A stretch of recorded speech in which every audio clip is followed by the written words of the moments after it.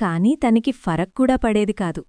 అయినా సరే ప్రేమించాను కాబట్టి తానే మారుతాడ్లే అని సిగ్గు లేకుండా మళ్ళీ వెళ్ళి మాట్లాడేదాన్ని. కాని ఒకరోజు కాల్లో నన్ను వాళ్ళ ఎక్స్ పేరుతో పిలిచాడు. ఇంక ఏ అమ్మాయికైనా ఎంత సహనం ఉంటుంది చెప్పండి. సరేలే అని అప్పటికీ కామ్గా ఉన్నా. అయినా సరే ఏదో ఒక కాన్వర్జేషన్లో తన ఎక్స్ గురించి కానీ తన ఎక్స్ నేమ్ కానీ వస్తూనే ఉండేది.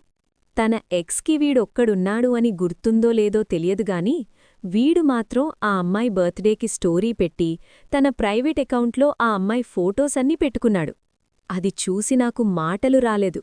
కాని నా బర్త్డేకి మాత్రం ఏదో ఫార్మాలిటీకి విష్ చెయ్యాలి అంటే చెయ్యాలి అన్నట్టు విష్ చేసేవాడు. నన్ను ఎక్కువగా చూడకపోయినా పర్లేదు, కాని నేను ఒక్కదాన్ని ఉన్నా అని కూడా పట్టించుకోకపోతే ఎలా? అయినా సరే నేను అది కూడా లైట్ తీసుకున్నా. ఇలానే నీకిప్పటికీ క్లారిటీ ఉందా, తను అంటే నీకిష్టముందా అని ఎన్నిసార్లు అడిగినా తను సరిగ్గా ఆన్సరిచ్చేవాడు కాదు. ఎందుకు ప్రతిసారీ ఇదే క్వశ్చన్ అడుగుతున్నావ్ అని తిరిగి నన్నే అనేవాడు. ఇంకప్పుడు నామీద నాకే చిరాకు వచ్చేది. పార్ట్ 7 కోసం పేజ్ని లైక్ చేసి ఫాలో చేయండి.